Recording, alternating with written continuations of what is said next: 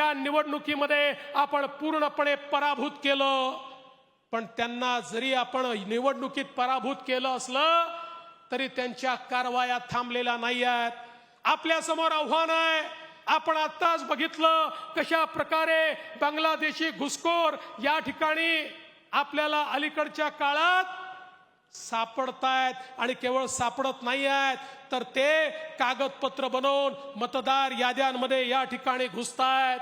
आमच्या किरीट भाईंनी परवा त्या ठिकाणी मालेगावचं उदाहरण दिलं, ज्या मालेगावमध्ये शेकडो नवीन जन्म प्रमाणपत्र अचानकपणे हजारो लोकांना त्या ठिकाणी मिळाले।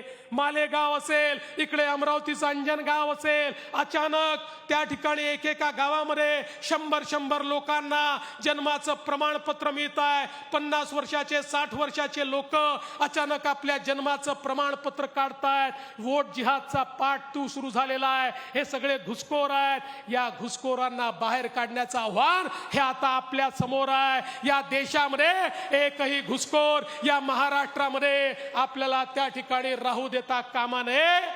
त्यामुळे या अराजकतावादी ताकदींच्या विरुद्धची आपली लढाई, ही लढाई अजून आपल्याला त्या ठिकाणी घट्ट करावी लागेल। देश विदेशातील प्रत्येक घडामोडींचे लाईव्ह अपडेट मिळवण्यासाठी आता साम टीव्हीच्या सर्व सोशल मीडिया प्लॅटफॉर्मला लाईक, फॉलो आणि सबस्क्राईब करा। तसंच सर्व नोटिफिकेशनसाठी बेल आयकॉन प्रेस करायला विसरू नका।